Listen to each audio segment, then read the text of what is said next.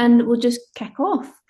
So, hello everyone. As I said before, welcome along to Still Scotland's first webinar of 2026, which is called Wintering Well with the Library. So I'm just going to run through a few minutes of really brief housekeeping just before we begin. So we do have multiple speakers today who will run through their presentations. So if you could please keep your mics off just whilst they are presenting. Cameras, that's up to your discretion. You can leave them on or off, but if you're struggling with internet or bandwidth at any point, then you might want to turn them off. There will be plenty of time for questions towards the end of the session, so feel free to turn your cameras back on at that point, as it's really nice to see some faces. So we are recording today's session. You probably would have just got a notification there to say that we're doing that, but we will probably pause the recording towards the end of the Q&A, or the beginning of the Q&A, the end of the presentations, just so people can feel free to ask away without feeling like you're being recorded doing that. No incriminating evidence will be left behind. Captions have been enabled on Zoom, so you can toggle them on and off at the bottom of your screen according to your preference. Please do feel free to add any questions into the chat throughout the session if you'd like to do that as and when they come to you, or again, feel free to unmute and ask them during the Q&A section at the end. So we're really delighted to host this session just in time for Blue Monday, which is on Monday the 19th of January. We hope that January has been kind to you so far if you've returned back to work last week or this week. And we hope that you leave this webinar with plenty of inspiration from the Wintering Well project. So I'd like to welcome and thank all of our speakers today. And firstly, I'll hand over to Hayden, and a special thank you to you, Hayden, as well, for compiling all of this together for the webinar. So Hayden is the Professor and Chair of Human Geography at the University of Edinburgh. And also, you may know him from the Still Scotland podcast as one of the Save Aberdeen Libraries campaigners as well. So thank you very much, everyone. Any problems, just let us know in the chat. And without further ado, I'll pass over to you, Hayden. Thank you.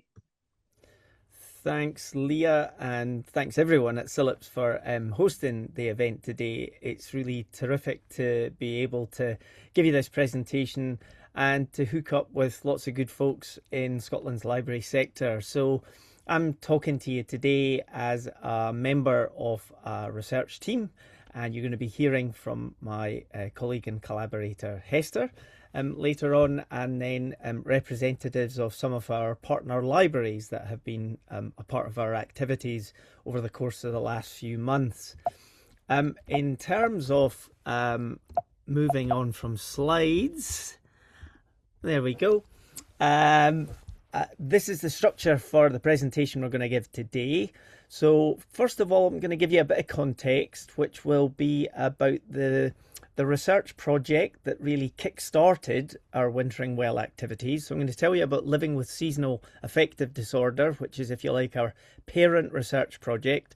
We'll then move on to our partnership project, which is Wintering Well at the library. We'll do some profiling of different and new Wintering Well schemes that have happened over the course of the last few months.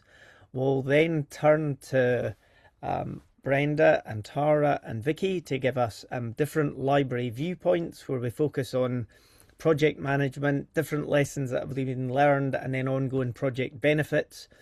And then just before opening up for questions from anyone attending, we'll just do a little bit of flagging and mapping out of what we think might be future possibilities when it comes to connecting up the likes of myself and Hester at Scotland's universities along with public libraries across Scotland.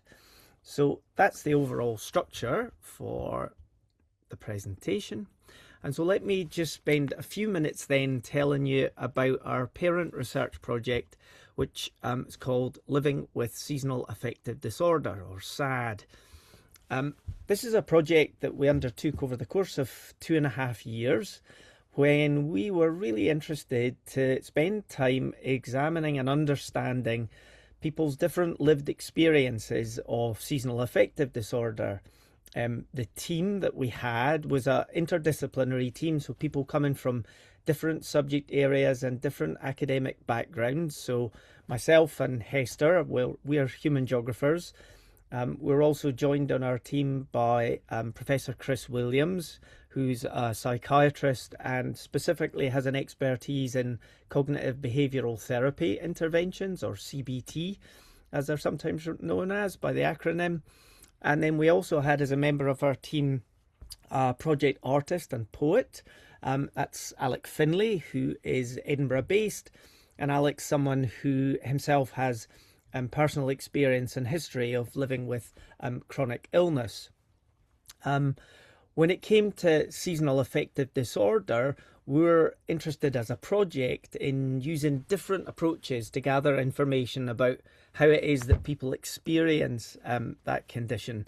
So we did something called a Big Sad Survey, which was a UK-wide social survey, to first of all get a handle on people's experience when it comes to people in the hundreds, because that was the number of respondents that we had. We then moved from that big survey into more in-depth interviews where we're getting to know in a more textured way about people's specific experiences. And from those interviews, we then went on to organise a series of what we called Wintering Well workshops. And these were much more interactive, sustained and participative events that I'll tell you a bit more about shortly. But first of all, I guess I want to acknowledge the fact that in our project, we're really keen to recognise what we might call a SAD spectrum, a spectrum of different kinds of or levels of SAD experience, so as to be inclusive of a whole range of different mental health and well-being experiences. So when it comes to that SAD spectrum, it's important there to recognise that SAD is a type of depression that has a seasonal pattern. Commonly, and most commonly, we understand that as a winter seasonality, and it's occurring as episodes of depression that then will occur or recur annually each winter. That's where someone experiences SAD in a really deep and pronounced and sustained fashion. But we also know that low winter light is something that can affect a whole bunch and perhaps a bigger subset of people than those that necessarily might have, if you allow full-blown SAD or even something that a GP has diagnosed. And those might be people who feel low mood, lack of energy, and feel more isolated in winter, and maybe just generally a sense on their part that life feels a bit more of a struggle. And so that SAD spectrum might go from all the way from a often quite small number of people that might have a clinical diagnosis to a much larger subset of people who definitely feel a lowering in their mood, energy, and their sociality, and just their general kind of get up and go during the dark winter months. So that's that SAD spectrum aspect of things. When it comes to the SAD experiences, well, this slide just gives you a little bit of an unpacking of the kind of things that people told us about when they were describing their own SAD experience. So you can just see from some of the highlighted comments here, we've got someone saying that I feel I'm half the person I know that I am. Someone acknowledging that low mood sets in and the feeling is that it's like a blanket covering them. We've also got someone acknowledging the fact that their sad mood or their winter mood then has an impact affecting the quality of their relationships, in this case with colleagues. We've got someone acknowledging that they don't really feel as though there's life outside of work during winter. All of us are probably familiar with that sense of sometimes going into work and leaving work in the dark, having spent time indoors at a workplace and never really seeing the light during a winter day. And then someone else acknowledging how difficult it is for them to concentrate for long periods of time because of their experience of SAD, and they're less inclined to socialise after work.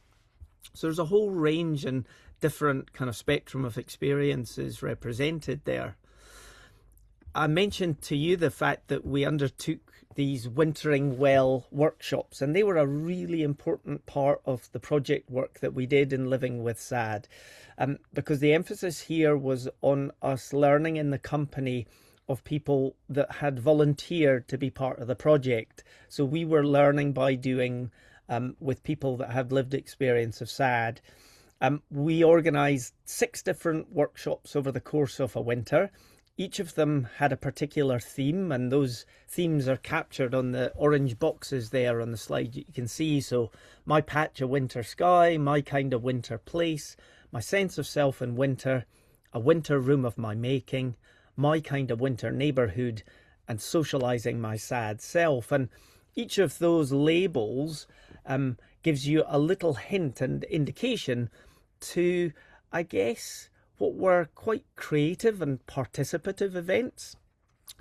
They were often quite emotional events where people were sharing quite difficult experiences, but they were also events where people began to feel increasing levels of confidence, security, and solidarity in sharing experiences that up until that point maybe they'd been a little embarrassed about, maybe even ashamed of, and hadn't had an opportunity to see in someone else.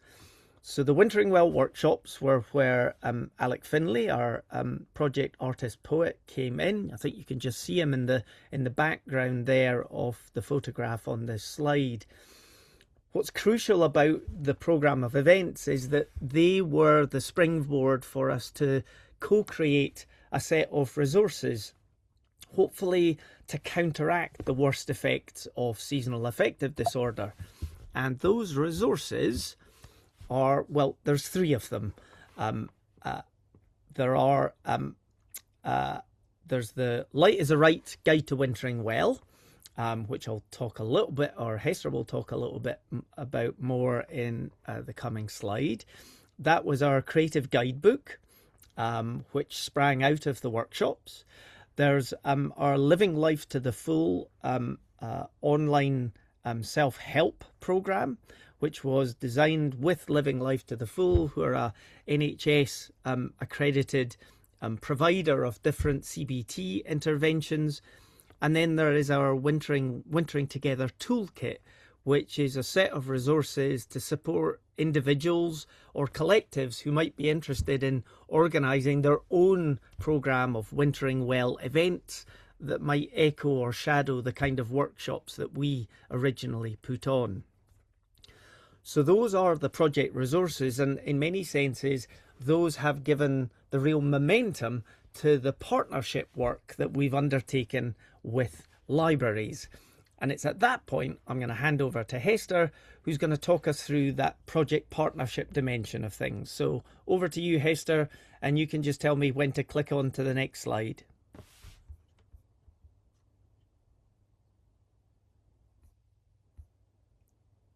You still with us, Hester? Just a classic little unmute problem there. I am Professor Hester Parr from University of Glasgow, and I work with Hayden on this project. And so I'm going to briefly run through our partnership with the Dunbartonshire Libraries as the pilot project, and our work, just briefly profile our wonderful work with Tara and Brenda, who are going to fill in the details for us in a while. So on slide, please, Hayden. We heard about the Dunbartonshire Library static sad lamp service through one of the participants who attended our Wintering Well workshops. And part of our workshop programme had to be encouraged the workshoppers to go out and look for opportunities to find their own path for living well in winter in their own communities. And one of our participants excitedly came back one week with news that the Dunbartonshire Library Service provided a bookable sad lamp slot in a static lamp scheme, i.e. it just sat in a library. And we were really excited by that. And on the basis of that news, we got in touch with the library and Tara to think about what the possibilities would be for partnering with our project and what we could add to that initial scheme. And through that contact, we developed the idea of the Wintering Well box, which would be to, really the basic idea of it is that we add our resources that Hayden has just talked about to this scheme and make it a mobile loan. So that's what the basic idea was. And after our initial meeting with Tara, we went away and applied for some higher education money, a fund called an IIA fund. And that's really a higher education fund that helps university researchers make their research useful beyond the academy and for public services and communities. So that's really the remit of that fund. And we submitted that through Glasgow University in my name, and then partnered with the library and Hayden. So we were all involved in this kind of application for money. And the funds in this case allowed us to staff the project very temporarily with a research assistant who would help us evaluate the pilot, and by, importantly, the 100 small sad lamps that would go into the Wintering Well box. And we purchased our lamps from Lumi, which is a major provider of sad lamps.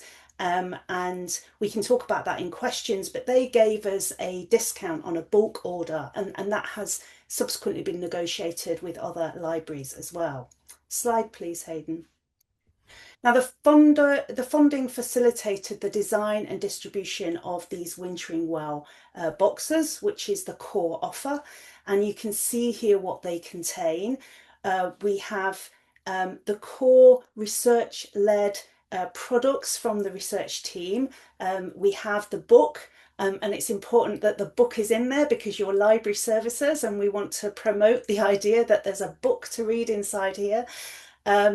There's the information about the free online CBT course that was designed with our partner psychiatrist.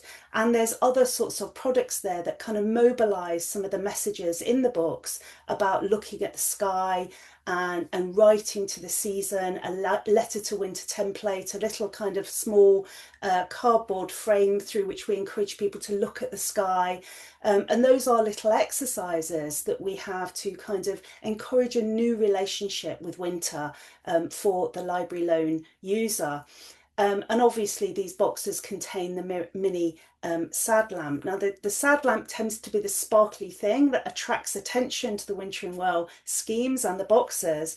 But from a researcher point of view, we're very interested in mobilising and understanding how our research-led resources make a difference to loan users. And that's what we were really in partnership with the initial library service, East Dunbartonshire, to really find out. And our funders ask us to track and follow our resources and understand how they're used by both services and the community. So as you can see, it's a wonderful wee box, and we had all sorts of really helpful ways of advertising the boxes in posters, by QR codes, and in social media, and also physical exhibition. So if we just move to the next slide. So our basic offer was the Wintering Well box that was scaffolded and supported by the research assistant, who was Sophie, who worked very closely with Tara. And we advertised the boxes via an exhibition which contained words and images from our work with our workshop participants and volunteers that we'd already designed and kind of launched our resources with these exhibitions. What we did was reprint this exhibition and feature the exhibition in each of the libraries that hosted the Wintering Well box, to really let library users know that it was there, what it was all about, and how people with SAD were responding to the resources that we had developed, or how they witnessed and talked about those resources that we developed in the programme. And that was really there to support the launch of the boxes and to let people know what it was all about. And our Sophie, who was staffing the project, also put in place some social opportunities whereby if loan users were taking out a box, they also had an opportunity to drop in and talk about their winter well-being over a cup of tea, or they might have the opportunity to go on a walk, and we kind of tried to coordinate with a walking offer that already happens in libraries. And I think different aspects of that worked in different ways. I think the walks were better attended than the socials. I think the socials were not so well attended in the pilot. That might have changed now. As schemes obviously become more well known and kind of embedded in particular services, they get better used, and Tara and Brenda, I'm sure, will be able to speak to this. But in the initial pilot, I think the walk the walking offer sort of really helped those users kind of have a sticky attachment to the box, if you like. They kind of understood more about what it was for and how they might benefit, also through talking about their use of the box and the resources in the box with other people. So slide please, Hayden. And what we tried to do in this pilot was, obviously we really wanted to know whether it was working and how it was working. So we had to evaluate in the pilot, and because of the way it was funded, the conditions of this funding was that quite detailed evaluation was necessary, and we designed quite an elaborate sort of before and after evaluation system, and Tara might be able to speak to that. It was quite an undertaking, but it was a unique feature of the pilot, and it's not something that we necessarily roll out with other services. It was literally sort of almost like a proof of concept kind of evidence gathering to see whether this library loan offer worked. And as you can see, we had a substantial uptake in terms of basic loans and renewals. We have some information on that slide about a basic demographic. A kind of middle-aged woman was our most prolific user, but we had a great age range, and we think there's actually a real opportunity there to connect with diverse demographics depending on where the library service is, and also how this offer is communicated to particular groups who use libraries. So that demographic may well change in different library services. And there were clear benefits to users, and we actually have a huge 50-page report with lots and lots of evidence about those benefits and what people said about the boxes. But just to kind of headline that, it's clear that people did feel that the lamp itself was very useful. It's a motivational, bright, warm experience in a dark morning, and people talked about using that sad lamp in a positive way. But once the box was entered, if you like, the sad lamp is not the only beneficial resource in that box, and the prompts that were there in the booklet itself and in the course leaflet, the entry point to the CBT course, was also discussed. And the box as a whole was probably represented as in combination boosting low winter mood and changing something about how people occupied the winter season, and particularly it encouraged physical changes in daily routines and seasonal routines. And that was the main benefit, that people maybe took a bit more effort to think about how they were accessing winter light, and then tried to change that in some way. That might mean that they were going out for a few more walks in the middle of the day so they could get natural light, but it may have been through a range of other sorts of tactics that they then built into their own daily routine. And we did a lot of evaluation to try and understand what those changes were, in order to be able to, for us to understand what was going on, and also to be able to report back to our funder. Now, the library staff were our critical friends throughout all of this, in that they were helping the scheme to be literally delivered, but also helping us to understand what bits of it was working and what wasn't, what was difficult, and Tara will speak to that. But overall, we did then check in with a range of different library staff about their understandings and their feelings about this loan and how this had worked in the library service. And again, we got very kind of positive comments, a range of comments about that. And there's some bullet points on there that we'll follow up with in the presentation. And happily, we did actually win an award, a library award for this project, that was really speaking to the importance of libraries as, you know, health and wellbeing providers, really, or hubs for health and wellbeing initiatives. And this is one that isn't just providing, we were awarded this because it's not just providing a set of information about health and wellbeing, it's actually a kind of active program of activity that does kind of change, literally trying to intervene and change people's experience of their well-being and mental health in this particular season.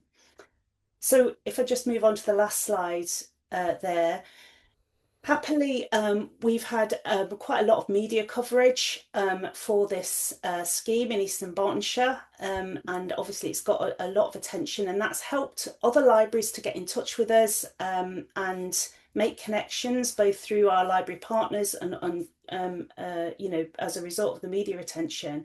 And we've now got 3 other library services that have started Wintering Well boxes. We have Orkney, which we are so happy about and has been a great experience. And Vikki from Orkney is here to talk to us. We've got Dublin City Libraries, who are staff sort of providing a version of this. They haven't been able to do a mobile scheme because they have some kind of restrictions on whether they're allowed to send out sad lamps, and we can come back to that in questions. But they have all of our resources, and they are providing a kind of Wintering Well provision there in some form. And Glasgow Libraries launched last week, and we're hugely pleased that that's happened. We've got a lot of attention in the media around this. Both over Christmas and then last week, to do with the actual Glasgow scheme. And the Glasgow scheme has got up and running really quickly, which is incredibly encouraging, that it is possible to go from 0 to 60 actually quite quickly and provide this service, which is really helpful. So I'm going to hand over now, I think, to Tara.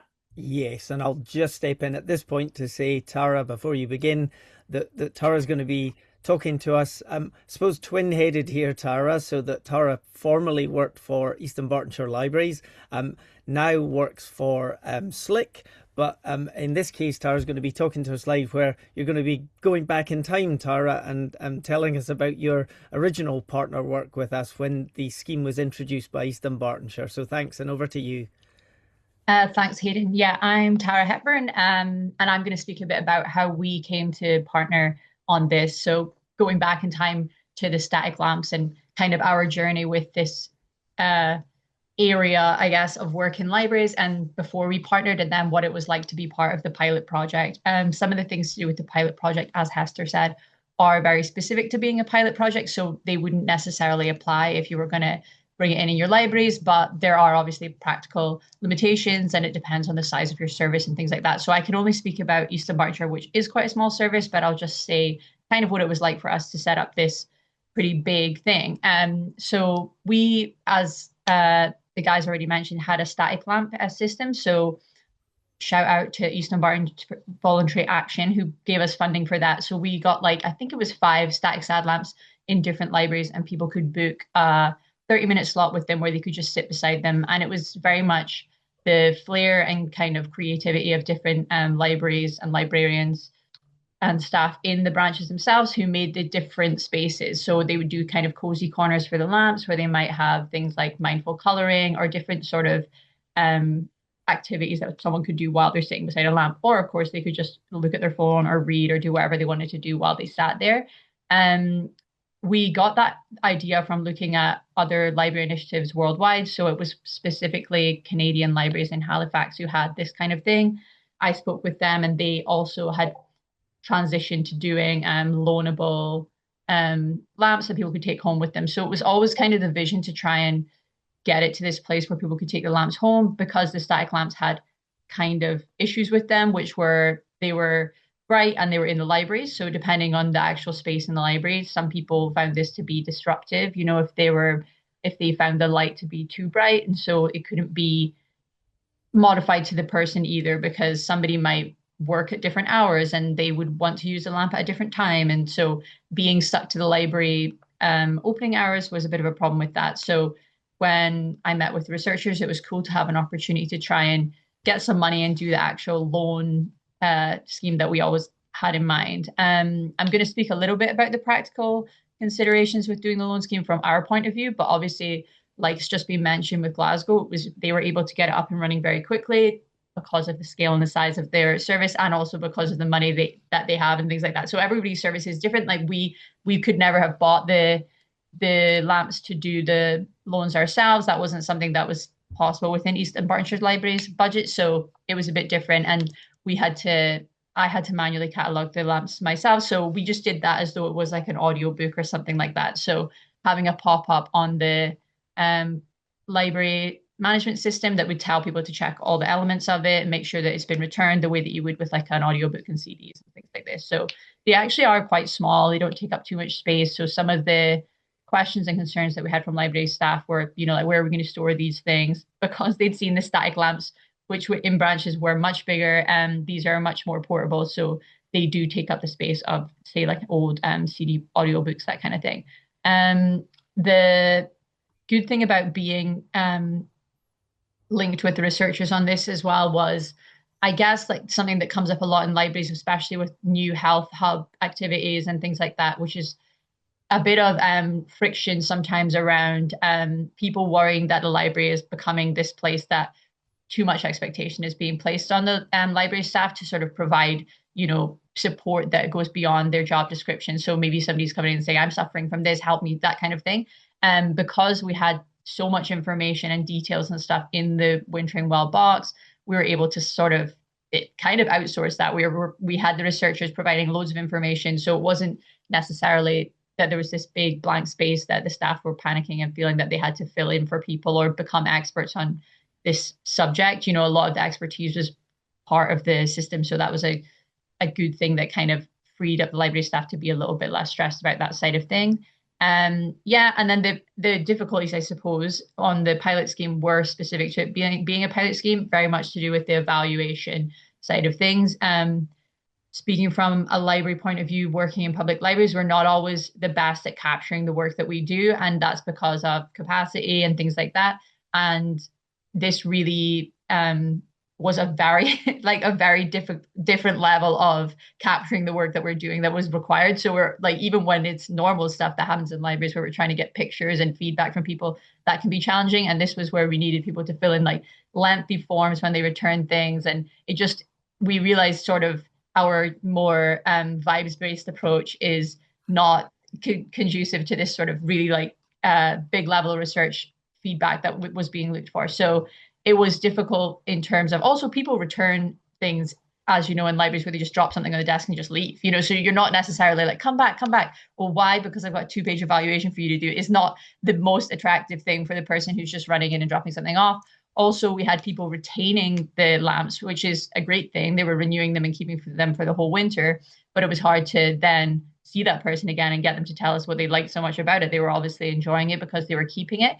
And this was where Sophie, who was the research assistant, was really helpful. She was able to spend time calling people, checking in on them in that way, that side of things. So, but that would not apply to anyone who is bringing it up now. I think that level of evaluation was very specific to the funding that we got and trying to be part of a pilot project in that way. So that was our personal problem. But yeah, it was good for us as a library service in terms of thinking about how we capture stuff as well. So we tried to, through meetings with library staff, think of other ways that they could capture even like the conversational verbal feedback that people were getting, because a lot of the frontline staff were telling us that when people were borrowing this, they were being quite like effusive about it and talking about their experience. And so trying to think about ways that we could just sort of jot down or note comments that people were making without it being maybe as formal an evaluation or feedback as the forms were. So yeah, there was some learning for us on that side of things too, of how we could better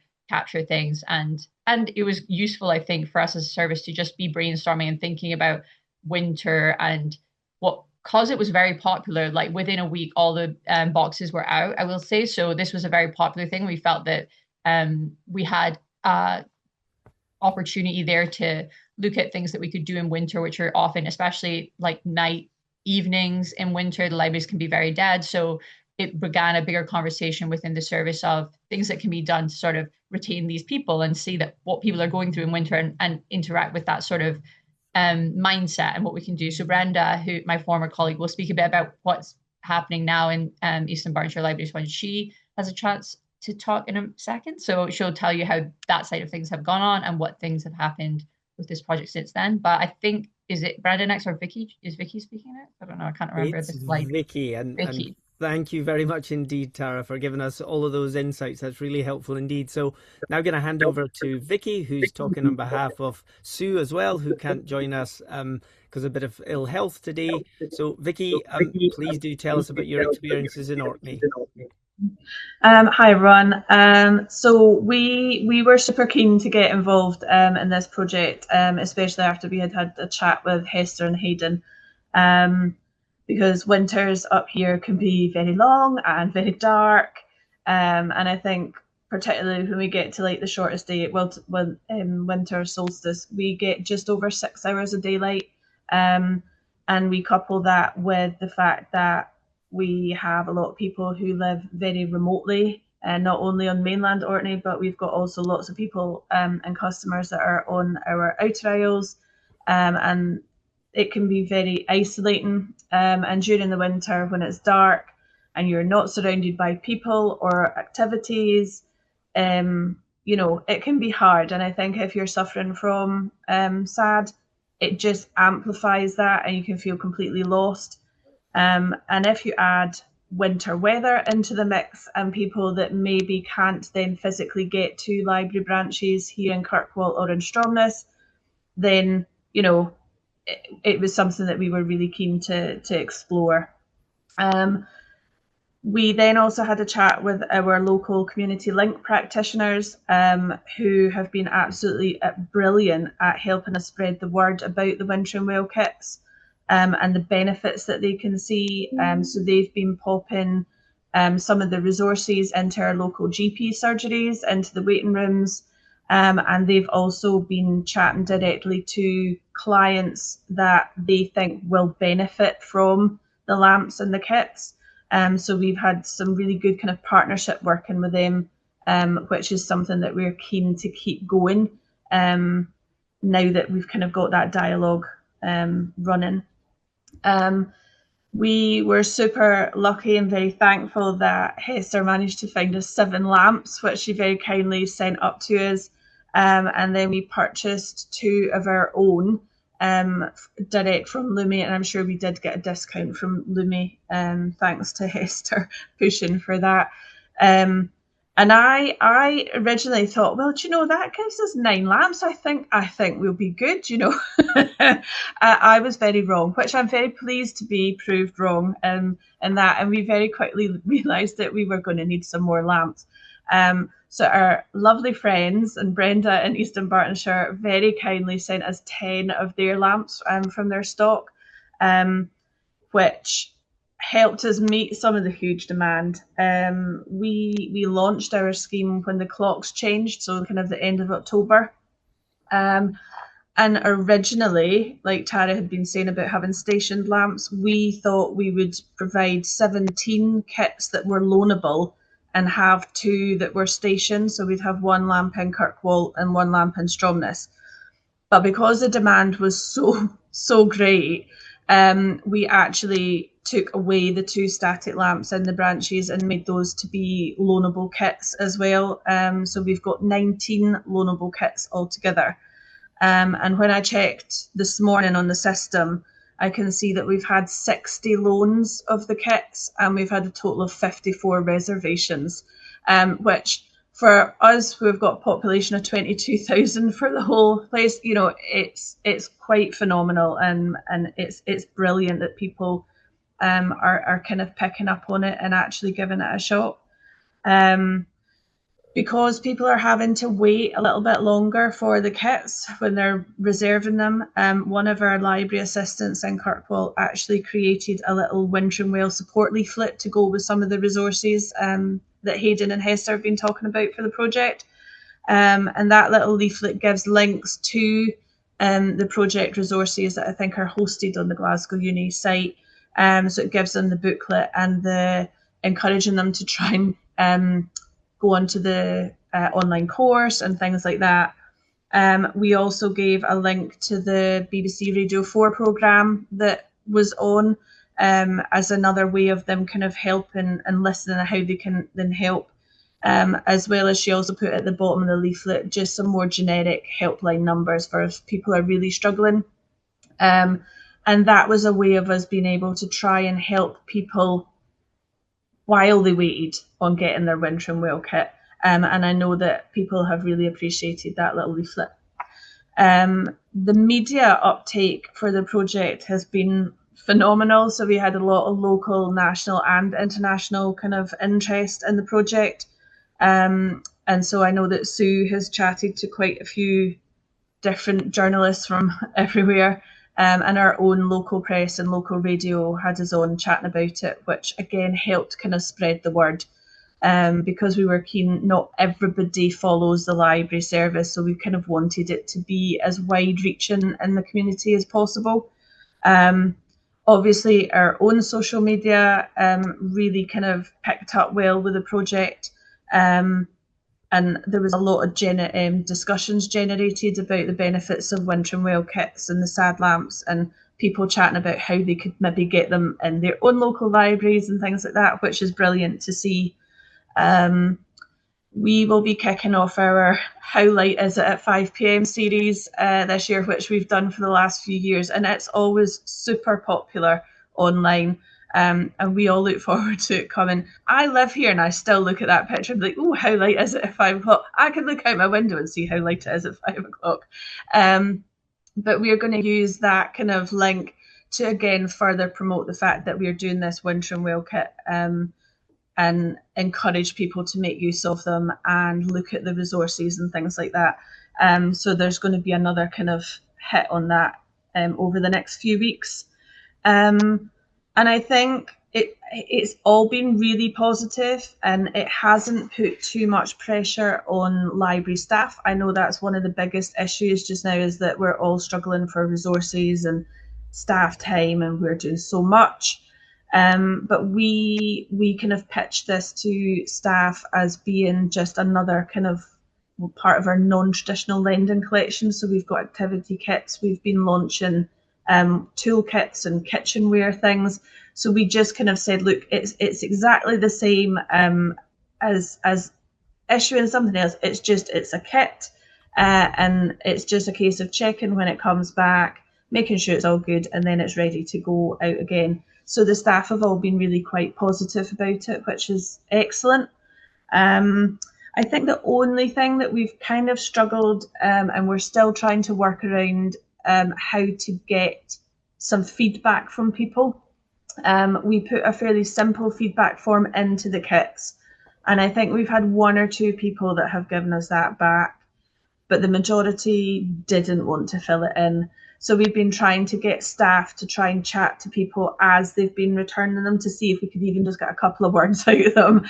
And I know that we're going to, I think, try and put out an email to people that have had them, just say, look, just a couple of words, because I know that quite a lot of elected members and decision makers within the council have been looking at the project, and have all been looking at how there could be some more combined working with the likes of NHS Orkney and things like that, because we've realised just how many people might actually be suffering through the winter months. And if they're not going to their GP, or they're not getting that kind of official diagnosis, there's still ways that we could work together to help them out. So I think from next winter, there will hopefully be other things that we can tag into this project, but certainly from the end of October to now, it's just been brilliant, and we're just really pleased that people on the Isles, so they'll go out on the mobile library. That's another thing that I was going to say, so you'll be annoyed if I didn't mention that. So we've had a good few of our Isles customers that have made use of them. And actually, we've had someone on North Ronaldsay, which is our northernmost isle that the mobile library can't get to because there's not a roll-on, roll-off ferry. So we've been able to send the kit in one of our book boxes. So it really has reached everybody across the county, which is just brilliant. Anyway, I'm not going to take up any more time. I've talked too much. But yeah, it's a positive from Orkney for sure. Brilliant. Thank you so much, Vikki, for giving us all of those different takes on the project and how it's gone. And what I'm now going to do is hand over to Brenda Gardiner from Dunbartonshire Libraries, and Brenda's going to bring us up to speed on how things have been going in year 2.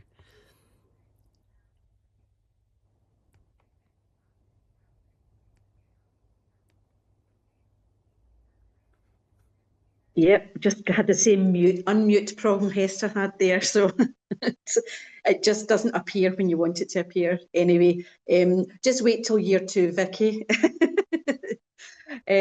So one of the saddest things about the project was that Tara left us. She just walked out the door onto better things. So that was that was a shame, and it was passed to me, and I'm still doing it, Tara. At the moment. So one of the biggest benefits of Winton Well for us has been how it's grown beyond the initial project. We're now in our second winter, and what started as a seasonal wellbeing programme has become much more embedded in how we work as a library service. It really initially galvanised the staff into thinking, you know, it wasn't just about the lamps, you know, handling the items inside the box, getting knowledge of it, getting instruction from Hayden and Hester, and informing the staff about, you know, everything that was behind it. It really got everyone thinking at the time, Tara, about what else we could do as a service and provide to our communities. And the activities that we decided we wanted to try and do is start setting up a series of winter talks. That was the initial one. I think, Tara, you were still there when we started that first one, and we had a spreadsheet of people that were willing to give talks. And what we did was we put an advert out to the community because we've got lots of interesting people within our communities, and as part of the project, like Wintering Well is just now a brand, just like Gucci, basically. So we decided, you know, how can we encourage this and also engage with the people that are borrowing the lamps, because really having a destination, it's all about getting outside as well. It's not just about using the lamps, it's using the resources that's within that, and taking things outside as well. But once you're outside, people really needed somewhere to go. So we thought, well, they can come here, but it can't just be about books, because not everyone's readers, you know, and a lot of people that were borrowing the lamps weren't necessarily borrowing books at any point. I've checked our current issue figures at the moment just before I come on here, and we've got 81 of the lamps are out on loan, and we're also Orkney has 10, so 91 of our lamps this time around are out on loan at the moment. And yeah, again, a lot of those people aren't borrowing books, they're just coming in and getting the kits and using the kits, which is wonderful. So our thought is giving them a destination and something to go to. So we did our Winter Talks programme, and we put an ad out asking if anyone had something interesting they wanted to talk about, and come and speak to one of the team leaders in the libraries, and we could set up an event, which is what we did. One of the talks that we've had recently was about a whale autopsy. Someone came in because they performed an autopsy on a whale. And one of the other talks that we've got that's coming up is The Journey Through My Things, How I Decluttered My Life by Gillian Shields. So we've got that talk coming up on the 4th of February. And this is all just giving people things to do, things to come out for, destinations, and it's all free. There is no charge for any of this because everyone's given their time for free. It's involving our community and helping themselves and each other as well. We've got crochet clubs, knitting clubs. We recently started quiz nights, kind of like a pub quiz style theme, because we wanted things, again, like Tara was saying, the evenings can be hard for people as well, because they're going to work in the dark, they're coming home in the dark. So our quiz nights have really become very popular. We started off in one location and it was really successful there. So then we rolled it out to another location, and there's no beer involved, but we do have crisps and bowls on the tables that people can enjoy. So we've got that in the go, and we're getting like 30, 40, 50 people in attendance at these things, when before, from our observations with anything we had on in the evenings, you know, it'd be great if you get 14 or 15 people attending an event. But our Wintering Well event programme, which is how we are branding it now, and I think we'll continue to do so, it ties in as soon as the SAD lamps get launched in October, then that's when all our Wintering Well programme of events and activities, destination programmes that we wanted to deliver to our communities started. And the enthusiasm we've had from the staff as well. It's really important getting them behind the thought process of it and having them want to change their shift and do 2 late shifts a week, or swap with someone, or come in their day off because it lets an event go ahead. It's just been such a positive thing, because I think it's not only benefiting the public, it's also benefiting our staff, and it's making it more of a community-led and staff-led thing. So, you know, as a manager, I just kick off the programme, but it's the team that are taking it all up, and it just makes it so much easier for us, because, like you said, funding is really short. We're all scrabbling about for money, and it's how can we do things on a shoestring budget. But we've got people coming forward that are very educated, have such interesting lives. We had a ex-detective come and talk about crime scenes and forensics as well, just because, you know, and it's given people a platform. During Book Week Scotland, we had a bigger programme this time because we tied in with our local writers group, Strathkelvin Writers, and they delivered 21 sessions of workshops, writing, poetry and author talks for us during the Book Week Scotland. And we would never have had that scale before. Usually we would have to maybe just have 1 or 2 events in certain places, and they gave their time free. So the money that we did get for that, we were able to put to bigger author talks, but it filled out our programme. And I do feel it's all just came out of the inside of that box for the Wintering Well. It's just grown from that. We're still having brewing blethers as well. We've got one coming up in a few weeks' time. Also, my location here, we have got funding from the Europe Challenge, which is called Inside Out, and it's bringing the library, inside the library, outside, and we're trying to develop a small bit of ground, used to be a bit of car park space right next to the library building, and we're trying to develop that into a sensory garden. But we're already talking about, because during this time we want to make sure it's still useful in winter, and have a wintering garden and wintering events outside. So although our project's just starting just now with that, and it'll be, the main launch will be in June, we're talking about expanding that into Cowden during winter as well, so that we've got, we're connecting up our outdoor spaces. We're not just lending out camping chairs, magnifying glasses and binoculars to do bird watching and insect watching. We also want people to take it outside, further afield as well.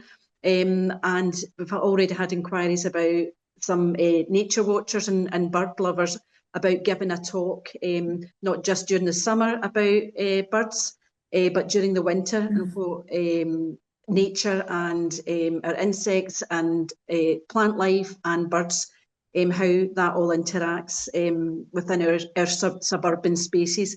So, you know, it's just constantly developing and going on.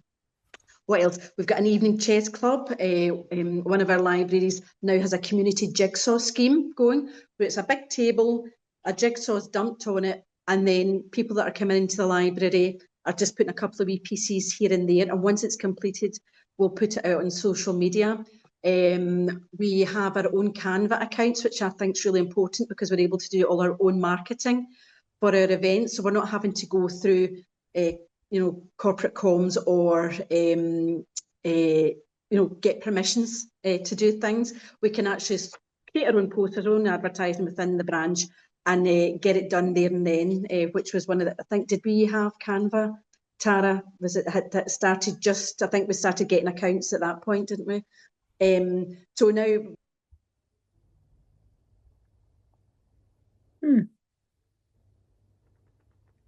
I might jump in at that point and say thank you. Oh, Brenda, you're back. You cut out on us there momentarily. I hope it wasn't a cliffhanger. I tell you what, Brenda, we're just keeping an eye on the clock. We're going to jump on if that's okay. But thank you so much. Fine, yeah. Thank you so much for giving us all of the insights into year 2. With an eye on the clock, I'm going to jump past this slide because I want to ensure we've got a few minutes at least for questions and answers. Merely noting that Hester and I would love to hear from anyone from any of the library services attending if you would be interested in taking forward ideas for introducing the scheme, we have had a look at the SLIC Public Library Improvement Fund as a possibility. And that's a conversation that we're happy to take forward with anyone that expresses interest. But maybe at that point, if we've still got time, Leah, we can take a couple of questions. Yes, absolutely. Thank you so much to everyone for that fantastic presentation. It was so great to see all the different facets of all this work, how it started, where it's gone. I think we had a few comments in the chat, just kind of suggestions from people about how people could maybe get slightly different forms of feedback. Someone had suggested that people could maybe leave voice notes and things like that for feedback. We also had someone suggesting that a bit like your postcard that you're showing us at the beginning, Hayden, people could maybe put postcards into the boxes and people could write a kind of Dear Library kind of esque postcard about the scheme. A suggestion, I think that's maybe for the CILIPS team to maybe include some information about this in John Vincent's newsletter, because he has a great library newsletter that goes out to a lot of people. So we can certainly look into doing that. And then we had to empty sign up for someone's asking, have you had to empty sign up for customers in order to keep numbers manageable? I'm not sure who exactly that's to, but maybe if anyone feels like they could jump in. Sorry, that was my question. I was just wondering for the talks that sounded like wonderful, but maybe, and sounded like they were well attended. Was there a need to create some sort of sign up or to keep the numbers within manageable quantities? And that was for the last speaker. Yeah, Brenda, yeah, sorry. Brenda. Yeah, so we use Eventbrite. So we would limit the numbers on Eventbrite to our spaces, because we always tended to get maybe other people that hadn't booked just turning up at things. So we countered that with having working out the actual figure of for people coming in, and then we would have a few extra chairs at the back. But you just work it out with your space. But we had a booking system on Eventbrite for our talks, which we still use, and it's still free. Yeah. Okay. Thank you. That's great. Thank you. Thanks for the question. Does anyone else have any last burning questions? I know we're on the last minute of the webinar, but feel free to ask anything if you have any burning questions. I think the presentation was so effective at really showing us every single element and all the kind of practical parts that go into running a scheme like this, from different services, from the pilot scheme to now how it's running, for example, in Orkney. And I also think it's a really fantastic case study about media as well, and how to interact with media and how far that has went. Because I was just seeing it in general on my news feed and everything as well, kind of separately from the library feed as well. So you've all done a fantastic job at sharing that, and hopefully the projects just continue to grow. Thank you, Leah. I think from our perspective, we are still learning, in effect, about the best way to create schemes that fit local circumstances. And it's not the case, I think, that it's one size fits all. And I think that as we go along, it will be important for us to engage with representatives from different library services across Scotland to understand what the need is, and then see if there's a model that we can develop which might actually bundle everybody's needs together under one big umbrella. I think that's a conversation that we'd really appreciate people's input to. Yeah, absolutely. Yeah, and just to say that there are bespoke versions of this that we might be able to provide, but equally supporting what Hayden has just said there. But yeah, all sorts of libraries of all different sizes and shapes, I think, can benefit from this scheme. Absolutely.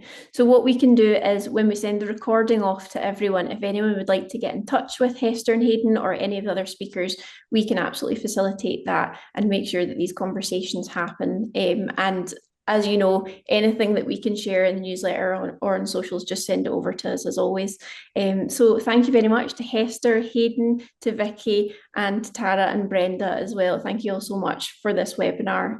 I hope you all have a lovely rest of your January, and Blue Monday isn't as blue as it might normally be. But thank you very much, everyone. Thanks. And thank you, Leah, and everyone at CILIPS. Thank you for hosting this event. Really great. Thank you so much. Thanks all. Bye. Thanks everyone. Bye-bye. Bye. Bye. Thank you. Bye.